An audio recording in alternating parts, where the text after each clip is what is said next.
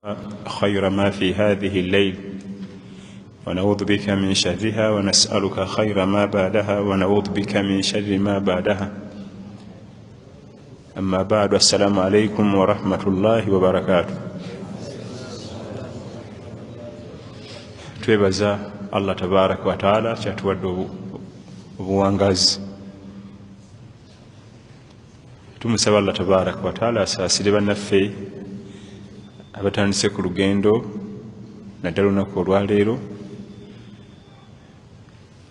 era nga bwe tumusaba naffe atusaasire bwe tuba tutuuse bannaffe gye batuuse mu lugendo olwo. Alhayatu albarzakhiya, obulamu obuggalire. Hayatu duniya bwe bwa wano we tuli, bw'obumaliriza piriyodi Allah gye yakuwa nga weeyongerayo ku alhayatu albarzakhiya, ku bulamu obuggalire. Amakulu n'eri waliyo life eyeri bagita hayatu albarzakhiya. Ekigambo barzakh kitegeeza jiji, nga bwatugamba nti maraja albahraini yaltaqiyani bainahuma barzakhun la yabghiyan. Ennyanja ezisinkana ebbiri naye nga wakati waliwo ejjigi, amazzi tegayingira mu gannaago. Ennyanja emu ya munnyo, emu si ya munnyo, naye nga gonna mazzi. Ekigambo barzakh kitegeeza jjigi, kubanga omuntu we tumuziika taba wala nnyo na nsi futi 4 ku 5, tasobola kumanya biri ku duniya abadan. Naddala bebaziika mu bibanja byabwe, ennyumba ye bagirengera, bw'ombeera mu nnyumba ye wano irengera wali entaana, tasobola kumanya wadde sekendi n'emu biki ebiri mu lujja lwe, mu maka ge, omukyala yafumbirwa, baze yawasa, abadan. Buyitibwa hayatu albarzakhiya, obulamu obuggalire. Lwaki yabutuma hayatu albarzakhiya, obulamu obuggalire? Eno tulabayo gy'ova ne gy'olaga tulaba. Eno ku duniya gy'ova tolina kyolabayo, ne ku akhira, kubanga bw'oyingira mu kabuli oba otandise yaumul qiyama. Era ekimu ku bifo ebisookerwako ku yaumul qiyama alqabru, entaana.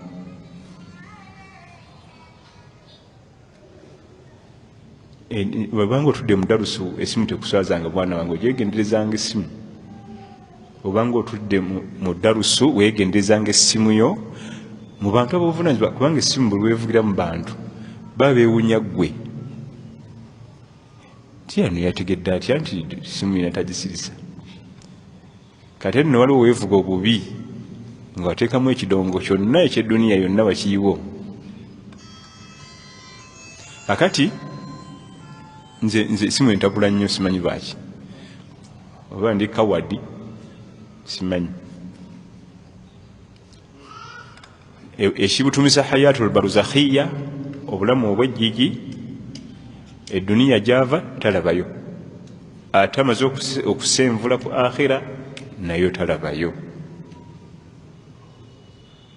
Ekyo kya barzakh.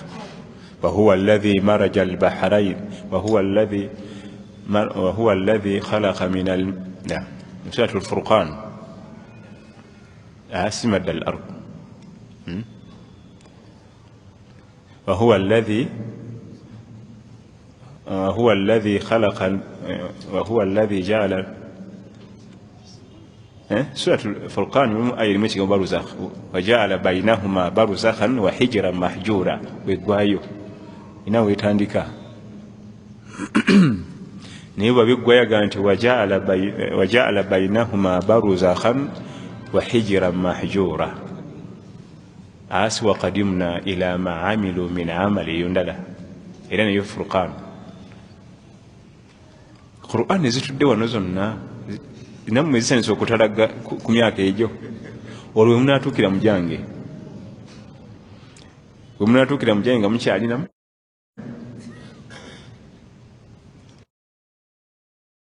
نعم.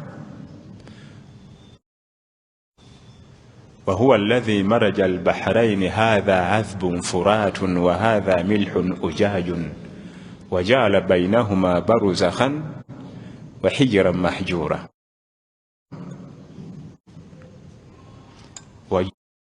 ja'ala bainahuma baruzakhan. Esoma etya? Yeyo basi barakallahu fik. Kakati mukulu munnange yagirabye bamusayi muto bonna batudde butuusi gwe twenkana naye emyaka yagizudde. Kakati era aya etegeeza kyekimu mu Furqan tira Allah tabaraka wa taala yeyawula ennyanja ebbiri. Hatha adhbun furat, eno yompoomu amazzi gaayo temuli kantu. Wa hatha milhun ujaj, ate nera ejjudde munnyo. Wajaala bainahuma baruzakhan, wakati awo nagenda ateekawo ejjigi. Omunnyo gwe teguva eri kudda eno negano tegava eno kugenda eri. Ate Allah tabaraka wa taala alina obuyinza. Ennyanja ez'omunnyo ze nnyingi okusinga ezitali za munnyo, ate ng'ennyanja ez'omunnyo za mugaso nnyo eri binadamu. Waliwo akatawuni bakaita Cape Town eri wansi mu South Africa, kalina ennyanja bbiri giants, Atlantic Ocean ne Indian Ocean zisinkanira awo, naye munnyo tegabagasa. Tujjeko nnyo fumbe ate agabakasa balina gajja walala ku luzzi, naye ate omugaso ogusinga guli mugali. Sagala kugendayo, naye amazzi ag'omunnyo ga mugaso nnyo eri binadamu, kubanga ocean ze nsinga obungi ne sea, naye zonna ziba munnyo mwereere. Njagadde ekigambo baruzakh, awo mu ntaana bayitawo hayatul baruzakhiya, obulamu obw'ejjigi, gy'ova tolabayo ne gy'olaga tolabayo. N'osooka owangalirawo emyaka gy'otamanyi, Allah yagimanyi. Baruzakh wano wetuli bayitawo hayatu duniya, munzifunula ennyangu, obulamu obunyomoofu, obulamu obw'owansi. Wano wetuli ffe twabutwala nti bwa waggulu, naye nga bulamu bunyomoofu. Buli kyonna kye weetaaga mu duniya muno bw'ogenda okitunulira bw'oti emabega waakyo kinyomoofu. Njagala omukyala alina akayinda akalungi agezaanyize, kayinza okuddayo kuba kalungi ng'alina otumwa tulungi ajje nga tasenyeza. Buli konna kogenda okukoonako nti kalungi, mu sekendi emu kagira bwe kati noga nti nze nve mu maaso. N'ebitundutundu ebirala abaami bye basinga okufa ennyo ku bakyala nga tebinnatabuka, tuyinza kukkiriza nti byebyo. Hayatu duniya, obulamu obunyomoofu bwowansi, tusembayo wansi. Bal tu'thiruna alhayata ad-dunya wal akhiratu khayrun wa abqa. Lwakuba mufira nnyo okulamu obwowansi, ate ng'obwakhira bwe bulungi era bwe bw'okusigalawo. Wama hadhihi alhayatu ad-dunya illa lahwun wa la'ib wa inna ad-dara al-akhirata lahiya al-hayawan law kanu ya'lamun. Obulamu bw'edduniya tebuli okuggyako drama, comedy, la'ibun wa lahu. La'ibun muzannyo, wa lahu kusaaga, wa inna ad-dara al-akhira lahiya al-hayawan. Obulamu obutuufu buli ku nkomerero. Allah natugamba nti wadrib lahum mathala alhayati dunya kama in anzalnahu min as-samai fakhtalata bihi nabatu al-ard mimma ya'kulu an-nas wal an'am. Aya zijja nnyo mu Qur'an bifo bingi, basiigire ekifaananyi ky'obulamu obw'ensi. Wadrib lahum mathala alhayati dunya, basiigire ekifaananyi ky'obulamu obw'ensi,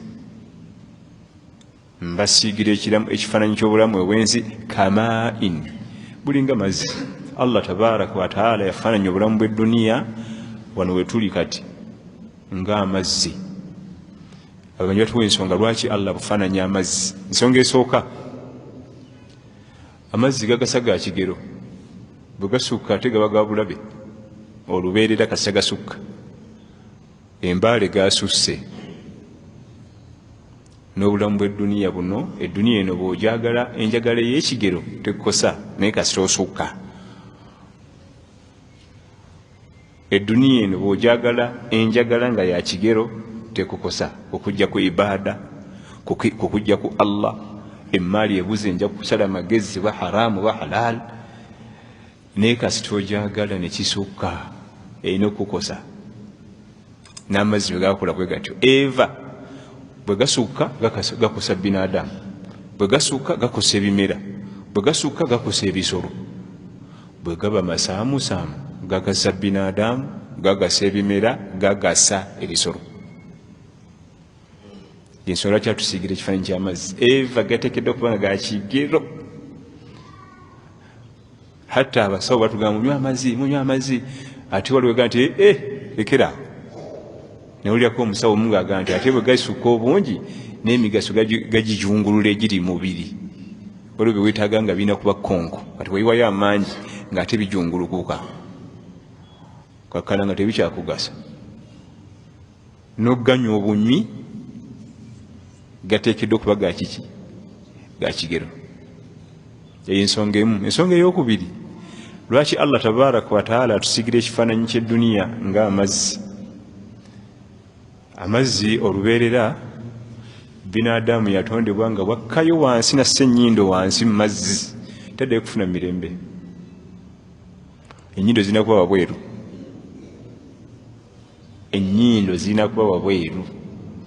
Kasita ogakkayo ne bw'oba nga muwuzi yasinga mu nsi yonna, wakkayo bw'ati ennyindo ne zibeerayo abala budakiika kuddukayo. N'edduniya bw'etyo bw'eri, kasita obbinkira mu kujaagala n'okkayo tosobola kufuna mirembe. Kasita ogikkamu n'ogibbinkira mu kugifaako ennyo. Naye nno bino byetwogera tebigaana ate mwanadamu kunoonya ssente kukola, wabula obuzibu bwe buli kwe kuba nti mu kukola muno ogenda n'ogyagala ennyo n'olaba nga tebijja by'okola, n'oyingiza mu haramu. Bwe wali obuzibu.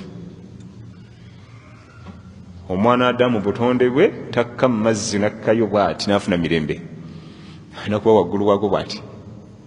Amakulu edduniya gibeere waggulu, olaba ndabe bw'oti, naye k'ogikkamu n'obbira khalaasi. Era ekyewuunyisa, abantu bakyasinza okukuŋŋaanya edduniya n'agikuŋŋaanya n'agiteekaawo, be bakyasinza obutaba na mirembe. Naye ono mudaasa tayinza tutuulawo ng'alina biliyoni 3 ku akawunti atuule wano. Wali omulabyewo? Essimu zokka zaakwatako olunaku, waba mwetaagako bumiitingi, okujjako Allah babasaasidde. N'afaana mu mudaasa 1 hour atuddeawo omudaluso.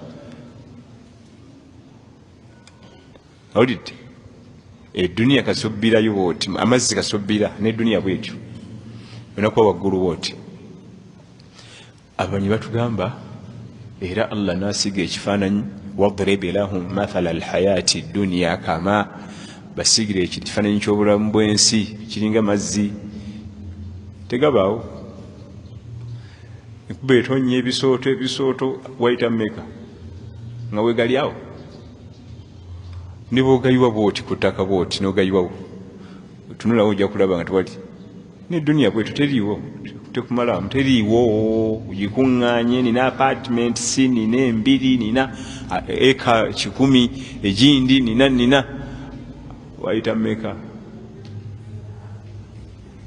Edduniya tebaawo ng'amazzi bw'ogalaba.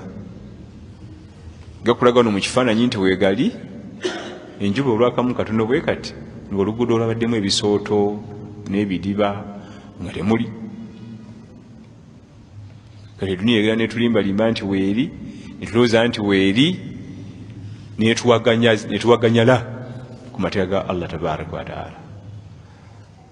Kati abamanyi batugamba nti Allah atusigira ekifaananyi ky'obulamu bw'edduniya ku mazzi,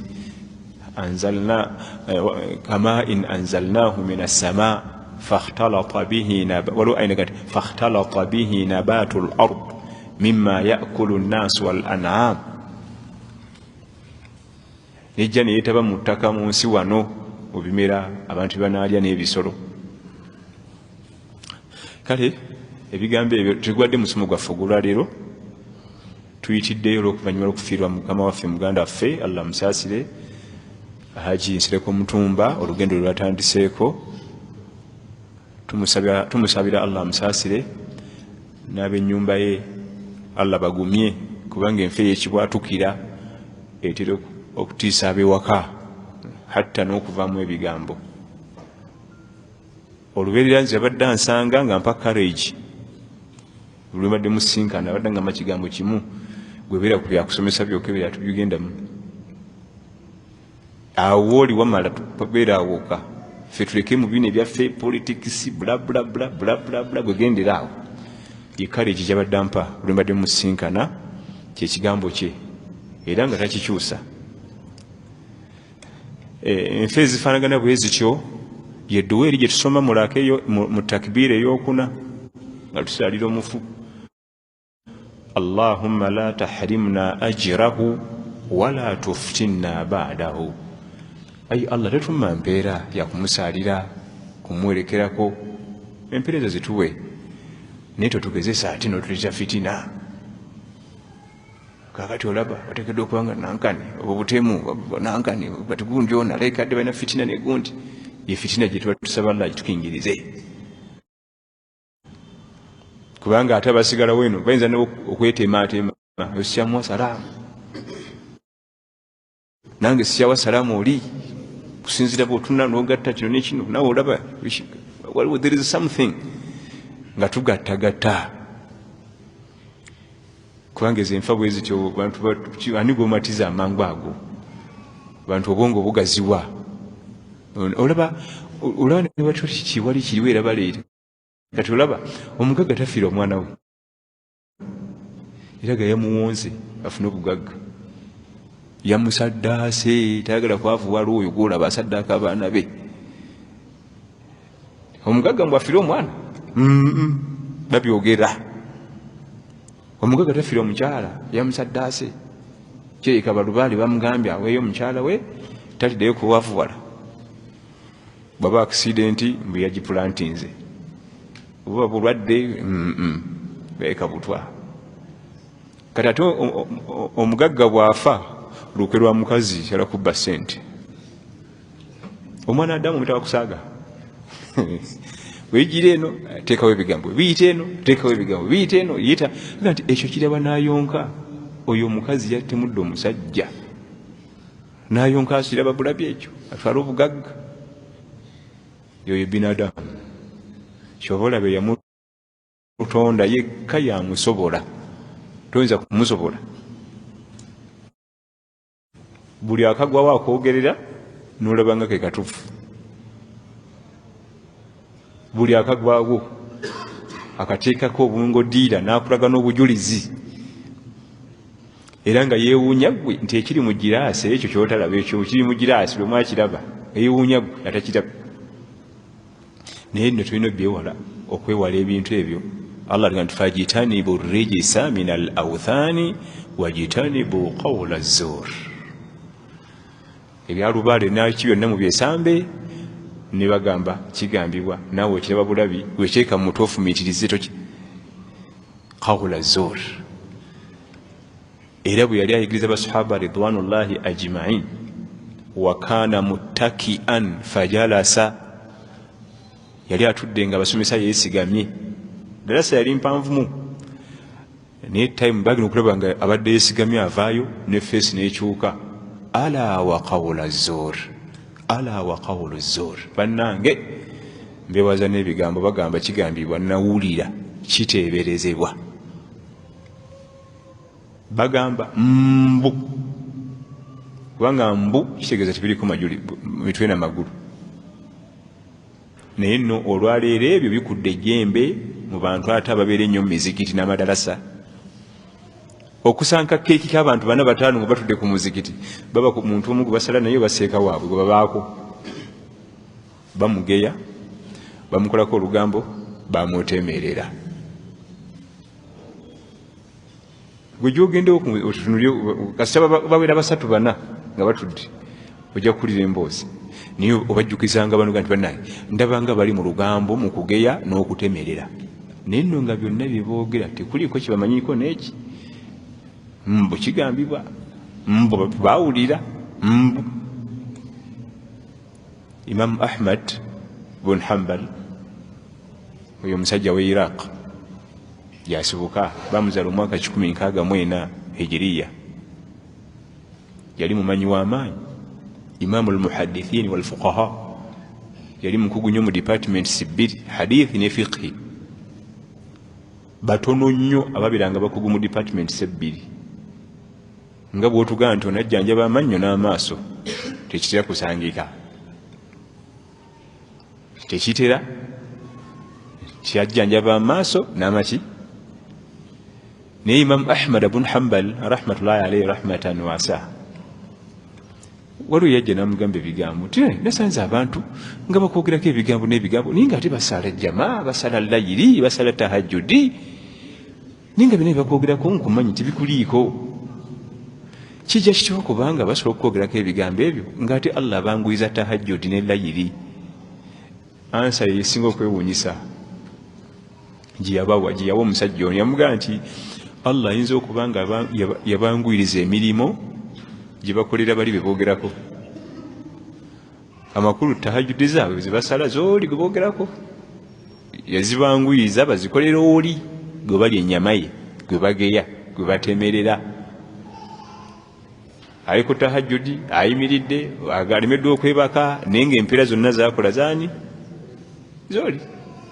Tusala tukingiriza embeera efaanagana bwetyo. Kakati wala tuftinna ba'dahu, tusala Allah tabaraka wa taala ebigambo ebigenda okujja totugezesa nabyo bakanaffe ate tuyuliseyulise. Gundi yamwadde obutwa, gundi yakoze kino, gundi kakati unankane olaba kino lwaki kizenga kino kyakagwawo, lwaki ebyo byategeeza nabbi sallallahu alaihi wala tuftinna ba'dahu, tuletera fitina mu umma. Ye munaffe mututte naye atandise olugendo lwe, naye ate ffe abasigadde eno tukusaba oleme tuletera fitina, kubanga oluusi zigwa mu famire ne zigigoya olugoya nosanga yonna eyulise lwa muntu omugenzi yakola ki, omuntu waffe agenze naffe tuyulise ntufuna emisiibo emeka 2 kubanga oli agenzi tagenda kudda ate naffe twekutuddemu. Kale nno olugendo olwo lwakwetegekera teruliko ssaawa. Kyobola nabbi atugamba sallallahu alayhi wasallama mu hadithi ya Abi Hurayra Abdurrahman bin Sakhir ad-Daws, akthiru min dhikri hadhimi ladhat al-maut, akthiru min dhikri hadhimi ladhat al-maut, muyitirize nnyo okujjukira ennyo akaayo ebiwooma nga kwe kufa. Lwaki nabbi atukubiriza nnyo sallallahu alayhi wasallama okujjukira n'okulowooza ku kufa? Buli olowooza ennyo ku kufa edduniya ewewuka, toddamu giraba nti enzito nnyo gy'oli. Ebiri mu dduniya biwandiikiddwa olabanga ebizito bufuka bwa butini, ate bwe weerabira okufa ebiri mu dduniya bikugejjako n'olabanga kino nkyetaaga nekiri nkyetaaga nekiri nkyetaaga nekiri nkyetaaga, kugikuŋŋaanya notandika n'okwekwata offside. Kijja kitya okuba kugina emyaka sina maka, nandibadde n'amaka amabobeevu, kugina emyaka nvizizze kasita weerabira okufa ebyo byobeeramu. Kijja kitya okuba kugina emyaka sinalinya ku nnyonyi, abaana bazejjuwezi wano bali mu nnyonyi, kasita weerabira okufa. Kijja kitya okuba ku myaka gino sinayo wadde kapoloti mu nsi, kasita weerabira okufa. Naye kasita okujjukira obwo butoniwa, obwo bukola ki? Ate gendagira na kapoloti mutaka oba Allah tannakampa, alhamdulillah. Buli wolowooza okufa ebinene by'edduniya bufuka butini. Bw'okwerabira ebinene by'edduniya bifuka binene ne bikuleetera okukola haramu. Emyaka gino sina kapoloti kantetenganye, kati mukutetenkanya awo wali obuzibu. Abye banne ase banne agenze mu pepa waka ebyekifere ebyo mukutetenkanya kati jujjukira nti gyokumya okutetenkanya eduniya nga n'ebizibu byeyongera ku duniya n'akhira. Anti bano bobbi banaakuleka nabo bakunoonya, ate ku akhira onosasula. Kyava tukubiriza sallallahu alayhi wasallama, akthiru dhikri hadhimi ladhat, tuyitirize nnyo okujjukira akaaya ebiwooma nga ye almaut. Sheikh Uthaymin bamutanga Sheikh Muhammad al-Uthaymini, bamutanga Salih al-Uthaymin nedda aw Salih ibn Fawzan al-Fawzan.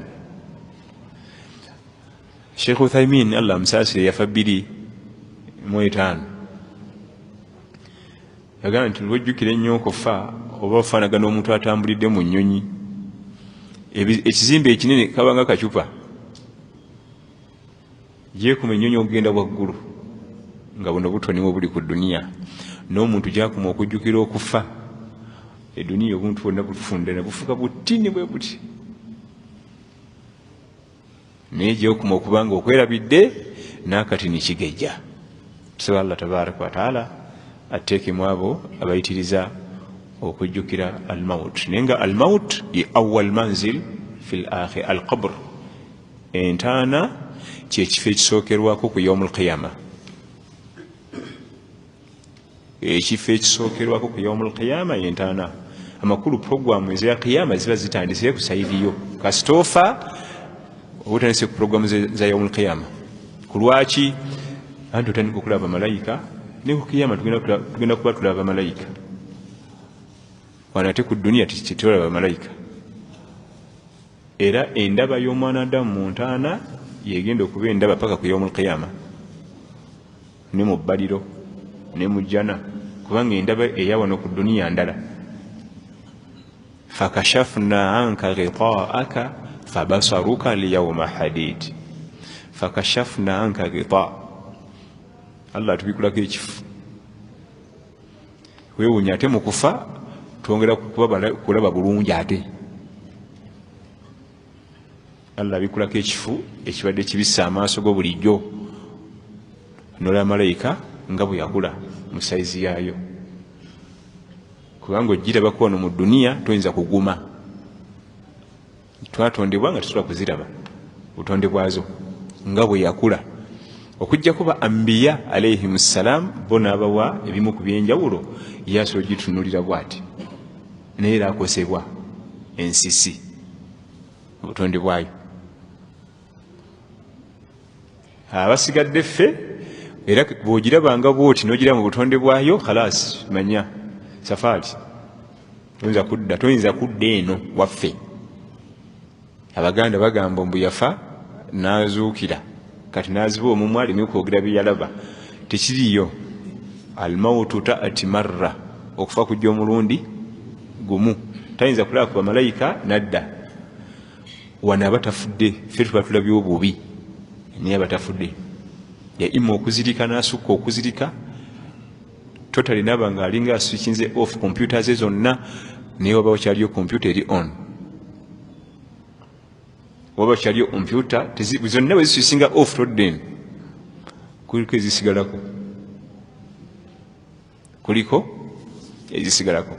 Wabula omwana Adamu nga ffe wabulijjo asobola okulaba malayika mu kifaananyi ekirala, kubanga Allah bamalayika n'amajinni yabawa obusobozi obwekyusa, ate ffe n'atakituwa. Bamalayika n'amajinni Allah yabawa obusobozi bwekyusa, asobola okukyuka mu kitonde ekirala n'amajinni, naye bamalayika bekyusiza mu kifaananyi ekimu binadamu, kubanga yewebbeeyi. Bamalayika bekyusiza mu kifaananyi kimu kya binadamu, bo tebekyusiza mu musota, simanyi ngo, simanyi kapa, ate embwa, ate ago majinni. Amajinni go gekyusiza mu bifaananyi bingi, naye malayika ye akyukira mu binadamu. Ya imma omuvuuka omunyirivu omuyonjo oba akakadde akasabiriza, era weegenderezanga nnyo omuntu okuga nti nyambayo n'essinji 1000,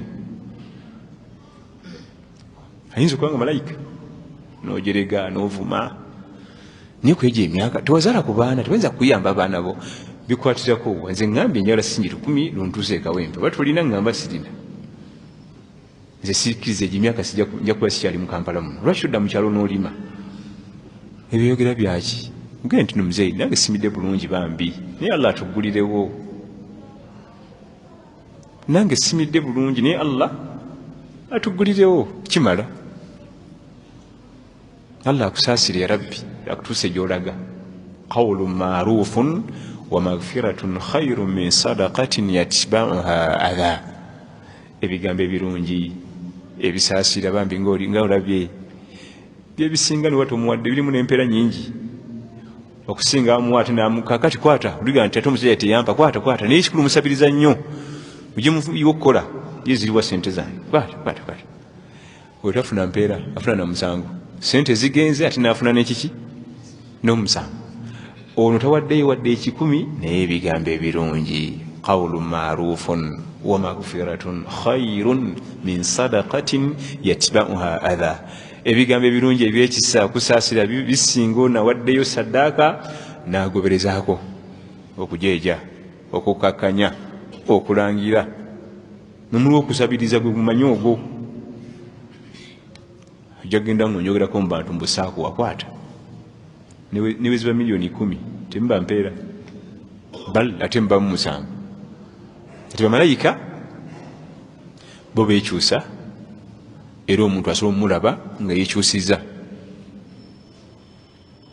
beekyusiza mu bantu tebeekyusiza naye waliwo masala ku mukyala waliwo masala aga nti beekyusiza mu musajja yekka si mukyala kubanga shaitan ye yeekyusa mu byonna naddala abakyala esobola okukuuma eggamma zambi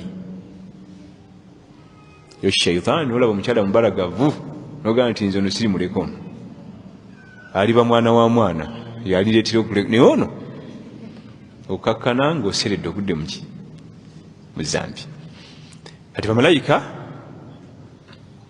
waliwo kamera zebalaga obuvidiyo ku zi WhatsApp mbu hidden camera yalikodinze malayika ng'eyitawo drama kamera eri waggulu eri wansi nnyo ku tekinologi wa malayika tesobola kulaba malayika kamera abadan nolaga ekintu kiri awo kirina ebintu bya white kiringa crocodile ate ng'erina ebiwawaatiro naye nga ya white naera kulayira tulukadiri mbu yasse ku kaaba ebyo tolabanga babubakari abasajja balina imaani batuka okufa nga tebalabye ku bamalayika ffe tubalabeko abasajja balina emirimu emirungi batuka okufa nga tebalabye ku malayika yonna ffe batalina mirimu mirungi hidden camera ne bagikweka batya tesobola kulaba malayika tekinologi waayo tewali na tekinologi ku malayika okwo kuliko drama mungi nnyo ku Facebook ku WhatsApp TikTok balaga entaana mulimu omusota oluusi omufu kuliko omusota aga nti kumanya badde alina amazambi emisota gyaganye n'omulinda eri gimutandikidde wano eyo si gyegyeri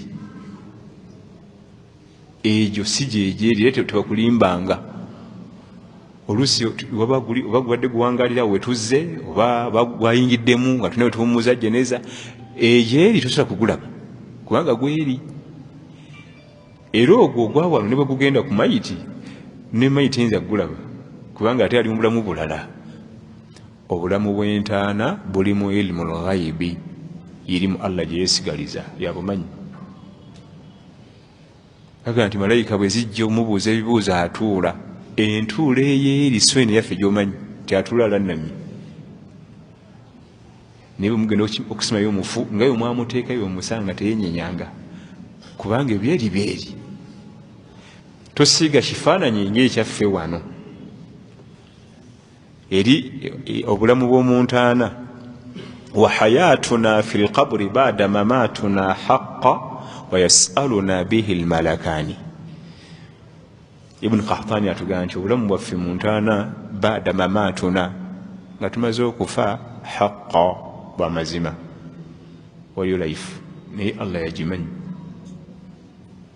byetutwalako ebyo byatugamba naye tosima nnyo kakati bamalayika bajjamu mutema n'ababiri batugamba bamalayika banene bajjamu batya ebyo Allah yabimanyi bajjamu mu life yeeye weeyo Allah yamanyi toteeka science mu life yentana kubanga tulina kyojja kufuna erimu ya Allah gye yeesigaliza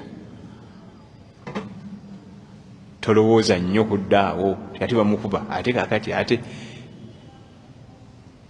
kati n'emisota gyayo n'ebibonerezo byayo Allah yabimanyi so sinti kati olaba musota ogwo kitegeeza omugenzi adde mwononefu nnyo olaba n'omusota gimutandikidde wano eyo mirala gya wano si gyeri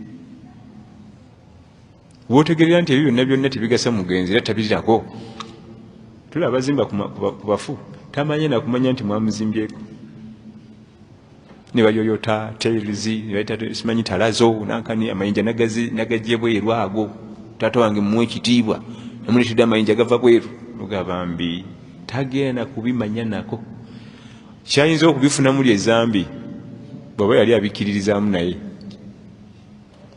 ekyo kyali kifuna ate gye emiggo munkuba gyaki tera nti omutabani yazimbye ku ntaana byegyo emiggo gyolaba kati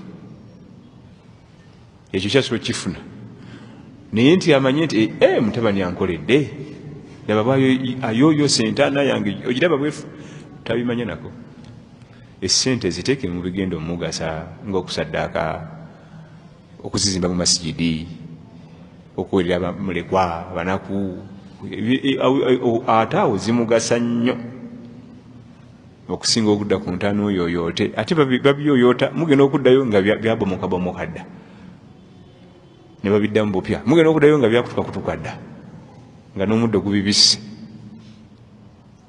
kale ne banayimaliriza puroguramu yaffe ey'olwaleero tetugenze mu musomo olw'okufiirwa gutali tuteeseteese tukutte wano ne wali mpolampola insha allah nziramu obulamu bw'omuntaana Allah yabumanyi wala tahsabanna alladhina qutilu fi sabili llahi amwat bal ahyaun inda rabbihim yurzaqun tolowoozanga nti abafidde mu kkubo lya Allah bafu baba balamu obulamu bw'omuntaana so bwe duniya inda rabbihim yurzaqun bali maaso ga Allah wabawa riziki ey'omuntaana se ye duniya kati bamuwadde ebikabukadde nga bibiri riziki ey'omuntaana Allah yagimanyi se ye duniya kubanga ey'eduniya ogimanyi bamuwadde ennyumba bamugulidde emmotoka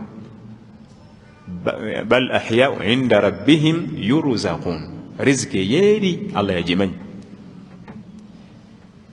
si bafu baba balamu obulamu obweri singa buno muntu mulamu kati ngu twaziise avunze naki obulamu obweri so bwa wano kubanga obulamu obweri bulimu emirembe bulimu ennaku walqabru sahha naimuhu wa adhabuhu wa kilahuma linnasi muddakharani kituufu muntaana wali ebyengera n'ebibonerezo walqabru sahha naimuhu wa adhabuhu wa kilahuma linnasi muddakharani mukabuli wabeera ebintu bibiri ebibonerezo oba ebyengera naye ku bibiri omwanadamu afunako kimu kyeyakolerera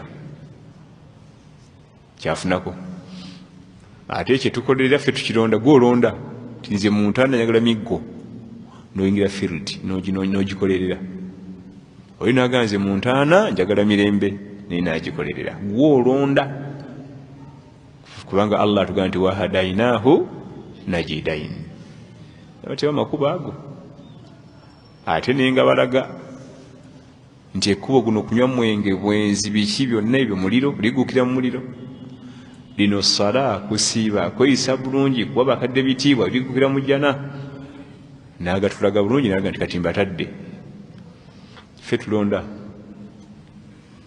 omuvubuka omusiraamu n'asalawo ye mu kulaba okukwe nti okunywa omwenge nze njagala Allah ng'ali mulaze nti ekkubo ligukira muki mu muliro sibinkwatako nja kutetenkanyiza eyo mpolampola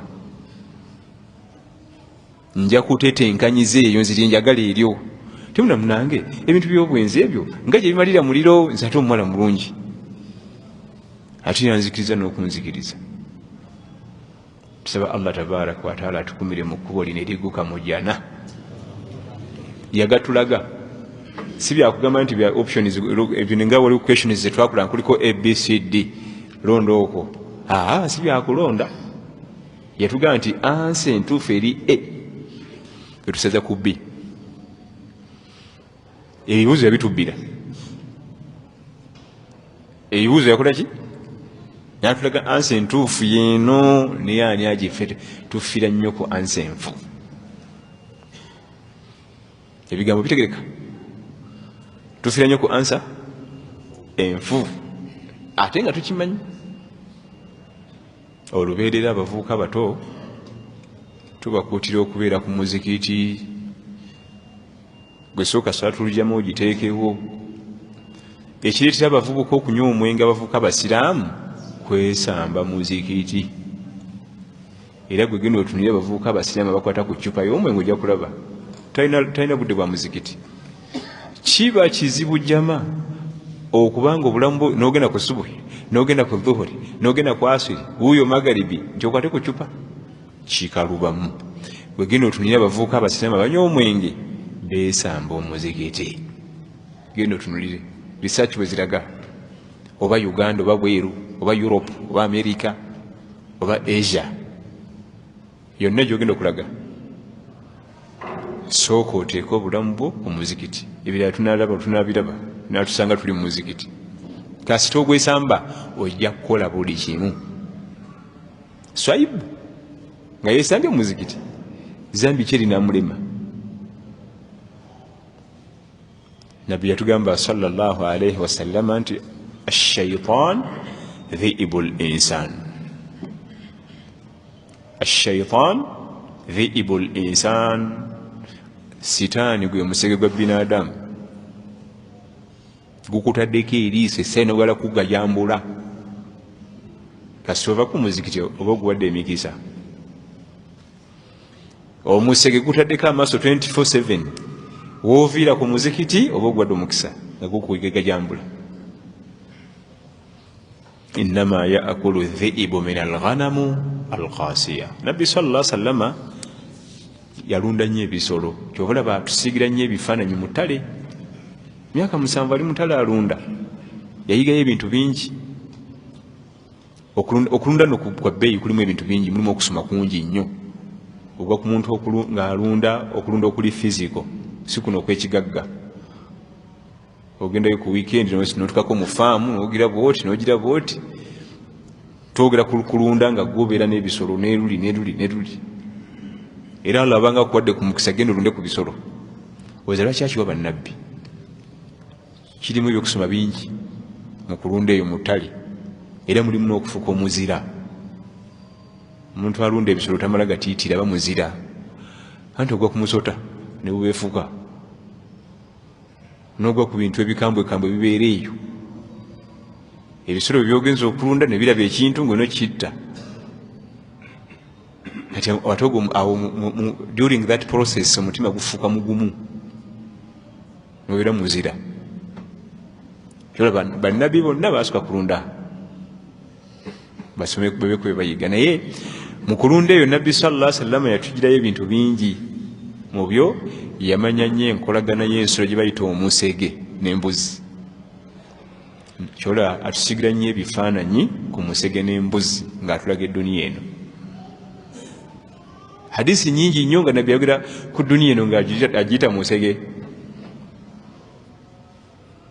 Innama yaakulu dhi'ibu min alghanamu alqasiya. Omusege ensolo saizi yayo ya mbuzi.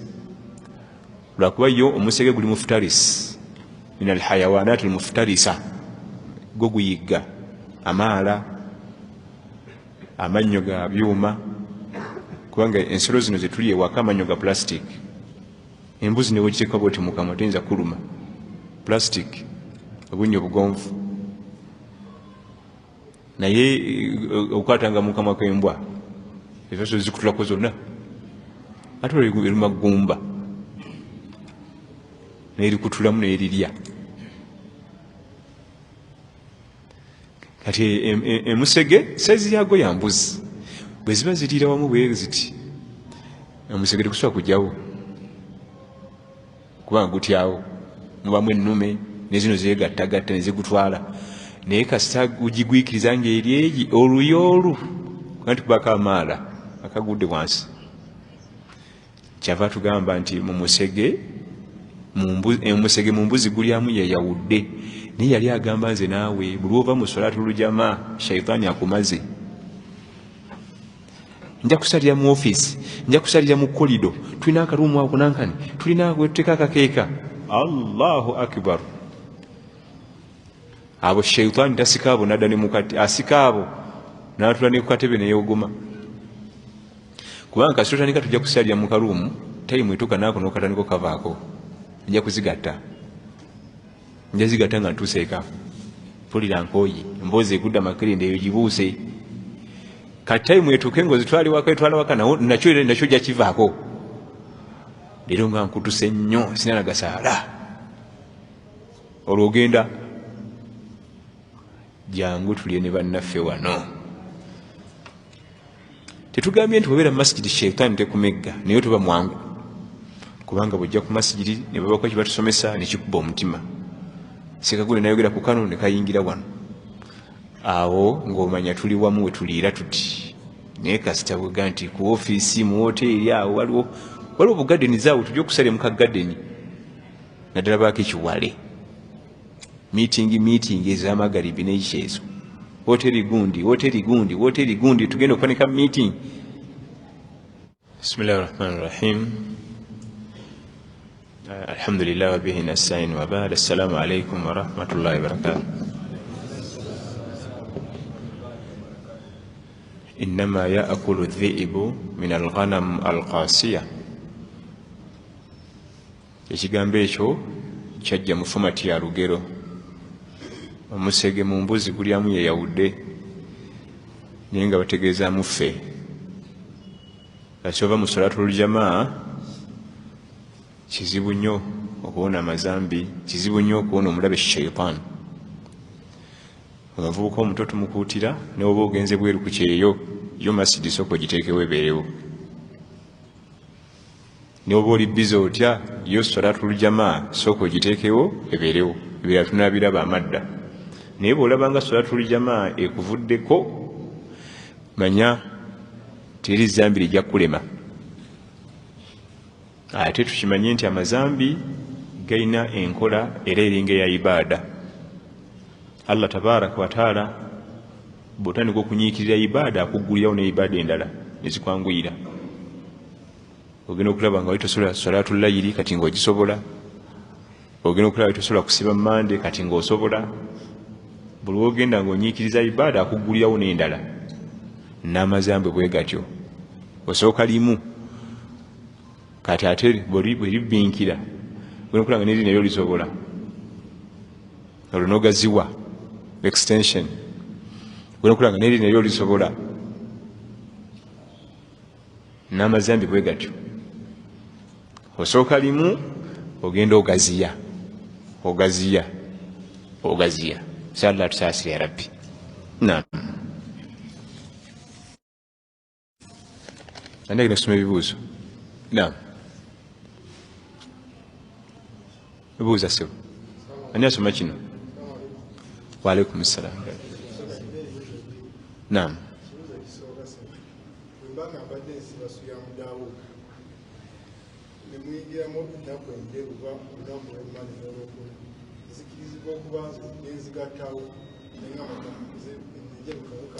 Naam. Ekibuuzo kitegerekese ssebo.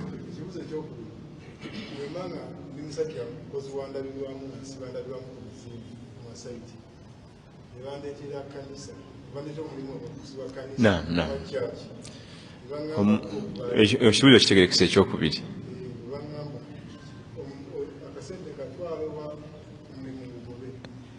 Omuntu okusiiba ennaku eza sunna kulimu emiteeko esatu. Amateeka g'obusiraamu gatwanguyiriza.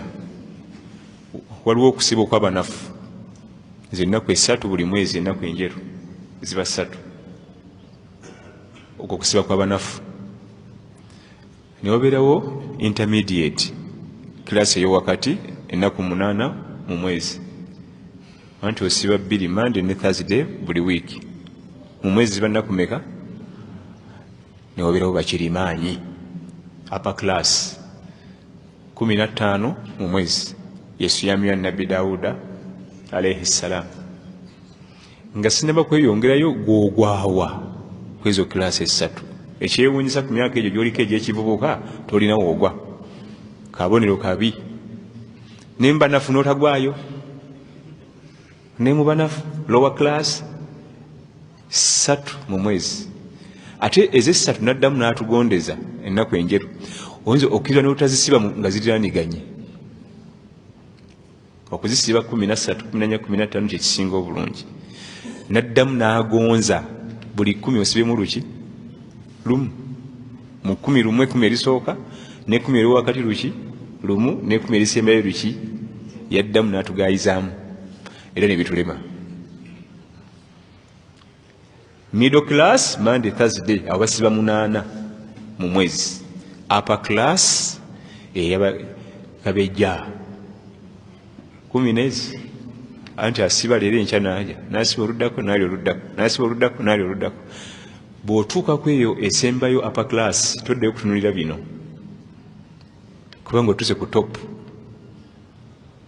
kubanga ayinza okuba yasibye ku Sunday nga arrangement wetambudde nga ku Monday alina okulya ate mbu nayagala kimene Monday ekyo kiveeko kati tambula neeri tap kusiiba kulya kusiiba kulya naye singa kijja nekikolagana nti osiiba osobola okuyingiza mu Monday ng'ebadde ekwataganya so sinti ate mbadde nsiba eya Nabbi Dawuda ate enjeru ziize nazo kanzisiyingizeewo oli ku kisembayo waggulu bino biveeko nga sinava ku nsonga eyo kilasi ziri mmeka naye fuba okulaba kanneerwane kunfuneyo ka kilasi kamu wengwa nerowa kilasi nenema ate rowa kilasi yeyo yokka gye bagonza era tebazigonza n'atugondeza osobola okusiba 1 mu 10 erisooka 1 mu 10 eryokubiri 1 mu 10 eryokusatu sinaga zisiba nga ziraniganye nina omululu sijja zigumira 3 nga ziraniganye kale tewali buzibu zaawule ekibuuzo kisigadde nti nze ngwawa lower class middle class oba upper tebasangika fozinga ettooke terikyaliwo wano ettooke nga lyawoomye bwe liti n'ekinyeebwa nga naddamu ebyo tuli fenna ekyo nno Nabbi kiyalamira mukwano gwe Abi Hurayra atunyumiza sallallahu alaihi wasallam awsani khalili bi 3 mukwano gwange sallallahu alaihi wasallam yanamira ebintu 3 eddiini webanga empeddeko nga imaani si kyalina wadde taqwa ebyo sibirekanga amakulu ebyo ebiraga nti kyalina ddiini ekisooka siyam 3 ayyam min kulli shahr okusiba ennaku 3 enjeru buli mwezi omuntu asiba ennaku 3 mu mwezi ke kabonero akalaga nti talina imaani oba byenjogera bitegerekeka okusiba ennaku 3 mu mwezi kaba kabonero akalaga nti gwokulira abanafu ba imaani eba kubanga mweri lwaki osiba obutini sibo 8 naye oba newunya oba ffe tuguhawa babanga oyo ye munafu ati ffe tugwewa oyo nno gwe tugamba tazoosa buli mwezi 3 zikola ki zibaawo buli mwezi ezezi ye munafu ekyokubiri wa an awtira qabla an anam n'okusalayo eraakeeje yawiitiri nga sinebaka okusala wiitiri eraakeemu buli kiro kabonero ka bunafu bwa iman oba oli ku dipu endi kati waffe tugwa kuki ne ku dipu endi baatugubawo dda eraakeeji ku lwaki anti owamanyi tasaala ajja kuzukuka asaala 8 9 11 olwokuba ffe tuli banafu atugaye musaale wiitiri nga temunebaka kubanga mutimubaka temuzuukuka naye nako kaatulema ako ketwogerako kekabanafu ba imaani n'akasembayo warakatei duha akeezi eza duha buli wosalira kabiri za duha kaba kabonero akalaga nti mubanafu osusse mu imaani. Kati fe abatagisaala tugwawa wewali wale yange. Ebyo ebisatu bye twogedde biraga bunafu bwaki? Lwaki agambye kabiri eza duha kaba kabonero ka bunafu bwa imaani ate wamanya asala 2 4 6 8? Lwaki 2? Naye ffe ne 2 mu mwezi omulamba gutuyitako era keezi ku budde wa duha bwerina okuva ku ssaawa 1:30 paka 6 zigano tuulawo ndi bize nze gwolaba jamaa. Naye agaa nti ali bize omugalira ku sente twebeza okoze ayanjalangala oba bize butegeeza kula sente ezo zeziruwa nti ate sente zabula 7 yabuza sente. Ebigabo bitegerekese. Ekyokusiiba kyo twekembekembe jama tugwe mulowa kiraasi. Ate kyaba otasibire kweja emyaka onoosiba omaze kulala sukaali na puresha. Egyo emyaka egyekifubuka bwena okukolera ibaada nga amaanyi gakyalimu. Eno waggulu gye tuli eno ffe emyaka gyaffe gyemuzanyiramu eno wali ebirwadde byayo. Eno okumira empeke za sukaali, eno okumira tajja kwosa mpeke za puresha naki. Awo kweja emyaka abamu bagabwe nitukanga oyo kyeyina ejja kukola ebyo. Gino emyaka gy'abazeeyi girimu ebintu bingi mwanange tojja kugisobola. Egyo emyaka gy'ekivubuka gy'emyaka omubeera ibaada. Kubanga omuvubuka okusiba alina kyawulira namu niye omukadde. Anti kati ate gwani alusa zigenda kukola ki? Kutuka. Mumpe emmere alusa zijja kutuka. Tutambula nabo mu hijja n'olaba bakubeeba emmere. Bw'okeryamu emmere alusa agenda kutabuka mu safaari. N'odduuka n'ogenda ng'ogalangatana n'emmere. Asobole okugifuna mu budde. Eky'emirimu ffenna tukola emirimu egirimu. Emirimu gyonna gye tukola mulimu halaali mulimu haramu. Buli ali waali. Teriyo omuntu alina mulimu nga gwe teguli mu haramu. Byonna bigiramu. Ne imaamu ku muzikiti naye afuna challenges. Omulimu ne gujja nga gwa haramu ku muzikiti awe mu mimbali omwo mwennyini mwatudde. Naye ofubanga okulaba nga weerwanako n'ogumiikiriza n'ogenda ne halaali n'oleka haramu. Twamaze okukola contract agenda okuteeka endabirwamu mu ssinzizo lyaffe ye Yasiini meeting etudde. Gwelaba kijja Yasiini azze essinzizo dde nalisiba endabirwamu eswale musanze awo eya dhuhur tennamala. Tusabe Allah tuwe emirimu egya halaali. Naye kyolina okumanya oba oyagala oba toyagala buli omu waali emirimu gyo oluusi Allah aleetamu akalimu nga kigezo. Ate butera okubaako akasente. Akasente ate oluusi nga kali mu mbeera nga tukeetaaga obwana babugobye fizi butudde awo bugenda kukola bigezo. Insha Allah Allah ajja kuleeta. Bw'oguma Allah ajja kuleeta. Ninayo akayumba kange eyo saidi z'endejje. Oli yajja n'aŋŋamba nti njala kupangisa wano mu lujja nteekewo kawungeezi sawa ng'emu nteekewo ambuleera ne tray ya BM nja kuwa omutwalo buli kanaku. Ne mugamba nsinza kutunda mwenge nti si gwe otunze si musiraamu si gwe otunze nze mba nkoze ki?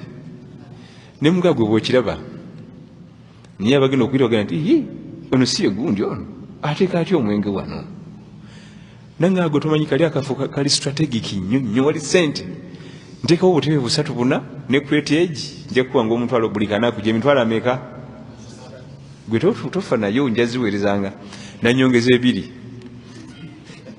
si 6 omwezi gumu ne muganda nedda n'agenda ku 3 paka na muganda ne bonompa kakadde buli kanaku. Naye nga bw'otunula mu bwoti ssebo okuba nga toli nayo sente kilini mani najja buzaawo. Ne muganda nti teekawo soda oba amazzi nze nja kuwa ekifo laga nti ebyo tebabinywa. Era n'ambuuza nti wali onyweddeko ecupa 5 eza soda? Ne muganda nti laga eri banywa 7 ngayogera 5. Naye oluvannyuma yaŋŋamba nti bakunzikiriza mbadde sigenda kukozesa kuleeta emu. 5 10 badi zya kugenda ziri 4 ate nga ne sente zino zenkuwa nawe time etuke nga zikuwoomera naye ngenze naye akafo kalungi kali mu kafo kalungi nnyo nnyo kuteekawo akantu awo mugageno nonye wala nsinza kuwa bwetyo otambula mu bulamu bw'ensi sente zijja ng'oziraba naye nga we zigenda okuva ekibuzo ekisembayo tusaali alaikum salaam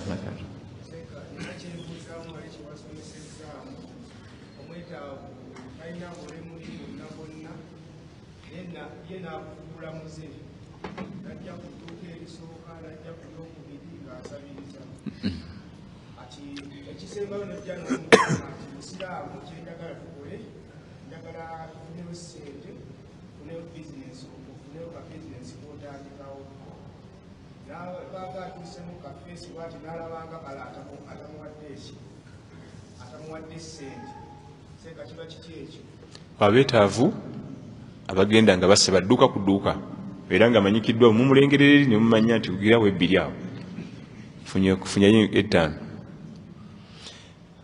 ekibuzo ekyo basibuza Sheikh Ibn Baz rahmatullahi alayhi rahmatan wasa yafa 1999 emunyenye ya umma yali mufiti wa Saudi Arabia naye nga bamubuuliza mu nsi ezaffe ez'ekifirika naga nti omuntu ajja n'akusaba naye ng'oleda akulimba era n'omugezesa nawe kenyini n'okitula nti akola ki alimba naye nga emikono miramu magulu malamu muvubuka muntu asobola okukola naga bwe zibaawo muwe bwe zibaawo kola ki kubanga ekimusindiikiriza okukola ekyo bwetaavu ekyokubiri ekimusindiikiriza okukulimba gwe bw'anaakubulira amazima tojja mumuwa gwe kenyini oli muzibu tekituufu sina kyakulya kana baana tojja mumuwa kakugamba nti jjajja yafudde yankuza kati bwe sigenda mu kyalo kuziika kijja kulabika bubi batwalira ena bw'anaakugamba amazima tojja mumuwa kati nawe beera mwanguyize naye ekimuleetera okulimba gwe ate teriyo omuntu ayinza kwagala mbeera we yakwekakkanya asaba ono asaba oli asaba mbeera byemusindiikiriza naga nti newaba akulimbye gwe empeera ezo zifuna newaba akulimbye empeera zo zikola ki ozifuna siga nti kati sente zange zifiridde bwereere ozifuna waliwo sahaba omu basahaba bannabbi sallallahu alaihi wasallama e Madiina eyo yali agala kufuna mpeera mu kusaddaaka yali munaku naye nga ibaada zonna azikola okugyako eyo kusaddaaka era nga kimuluma n'alaba nga kitaaga neeteekateeka asaddaakeko n'asonda yasondera nebbanga ddene era n'asalawo asaddaaka ekiro kubanga okusaddaaka ekiro kyabbeeyi awatakusinga emisana kubanga tiryakulaba temba muriya bwe yafuluma ekiro n'agenda n'asaddaaka ssente agenda otuuka mu katale enkeera n'asanga omusajja ng'anyumya n'adde ngenda kubba ekiro nensanga omuzeeyi nampa ssente empya n'enkadde n'azogera omuwendo n'akafo ke yamusanzemu nga yawadde mu bikondo agayi saddaaka yange yafudde n'addamu nayita eniya n'asonda bupya myaka nga3 asonda n'afuluma ekiro yagwa kuneekolera gyange yiti yamanya nga amusaddaakira aba ali mu katale omukyala amunyumya nadde ngenzi ekiro okunoonya neeteze ng'omusajja omuzeeyi tandeetera kikapu kya ssente ensufu nanyuse na bunyusi naga subhanallah ate nawadde neekolera gyange empeera zaganye naddayo naddamu naso yawanaggaga bijodolo